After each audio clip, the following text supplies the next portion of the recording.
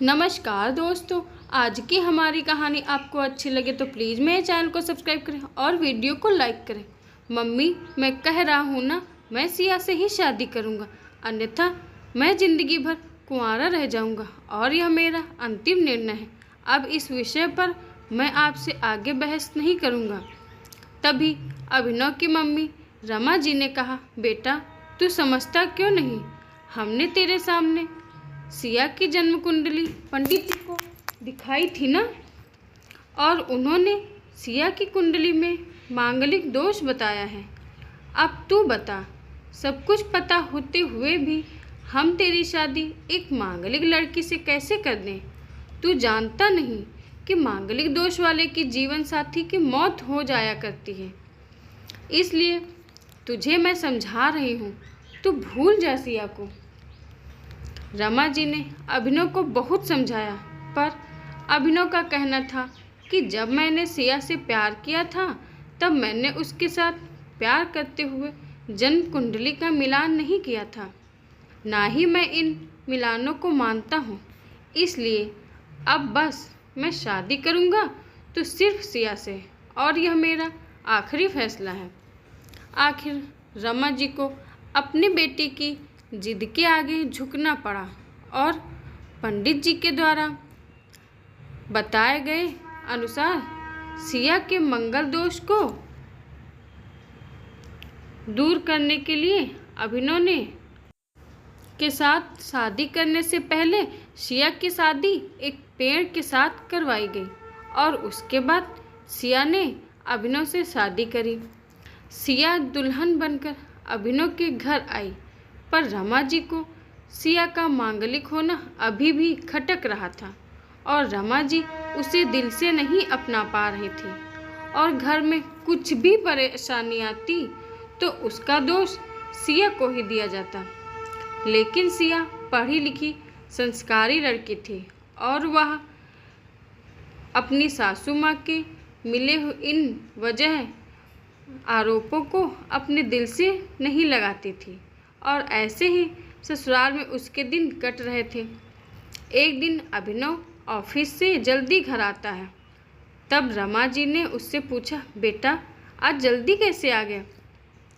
तब उसने बताया, माँ आज सुबह से ही सिर दर्द और बहुत कमजोरी आ रही है, इसलिए ऑफिस में काम करने की हिम्मत ही नहीं हुई। तब रमा जी ने कहा, चल बेटा जल्दी कर, हमें डॉक्टर के पास चलना चाहिए। तब अभिनव और रमा जी डॉक्टर को दिखाने गए। डॉक्टर को दिखाने के बाद मालूम पड़ा कि अभिनव को पीलिया हो गया है, और दोनों जैसे ही घर लौटे रमा जी ने घर को सिर पर उठा लिया और कहने लगी, जब से यह लड़की हमारे घर में आई है तब से हमारे घर में परेशानी और बीमारियां भी साथ में लेकर आई हैं। इसके कदम ही अशुभ हैं। अब देखो, इसका मांगलिक दोष हमारे बेटे पर भी असर करने लग गया है। कल को अगर मेरी बेटी को कुछ हुआ तो कौन जिम्मेदार होगा? तभी सिया ने कहा, मम्मी जी प्लीज़, और कितना नीचा दिखाएंगे मुझे? आज तक मैं चुप रही क्योंकि पापा ने यही सिखाया था कि बड़ों के आगे ससुराल में जवाब मत देना, पर आज तो आपने हद ही कर दी है। अगर मैं आज नहीं बोली तो ज़िंदगी भर खुद को माफ़ नहीं कर पाऊंगी। मम्मी जी, अगर आप पंडित जी पर भरोसा नहीं करती थी तो उनके कहे अनुसार आपने सारी मांगलिक दोष निवारण की विधि क्यों करवाई? क्यों पहले आपने मेरी पेड़ से शादी करवाई? दोष मेरा मांगलिक होना नहीं है, बल्कि दोष तो मेरा आपकी बहू होना है, क्योंकि घर में जाने अनजाने में कुछ भी परेशानी आती है उसको आप मुझसे जोड़ देती हैं, और जब भी कोई सास अपनी बहू से सिर्फ नफरत कर रही होती है तब यह बहू दोष बेटे बहू को नहीं पूरे परिवार को परेशानी में डाल देता है, और इस बहू दोष से मुक्ति भी सिर्फ सास ही दिलवा सकती है।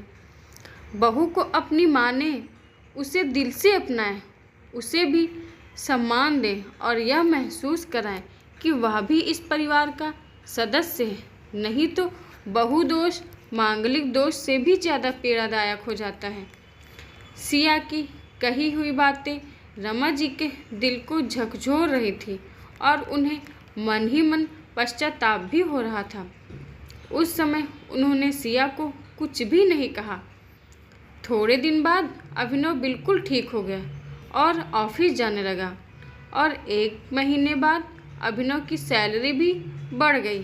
तब उसने घर आकर इसका श्रेय सिया को दिया तो रमा जी बोली, हाँ सही बेटा, तू तो सारा श्रेय बहू को ही देगा।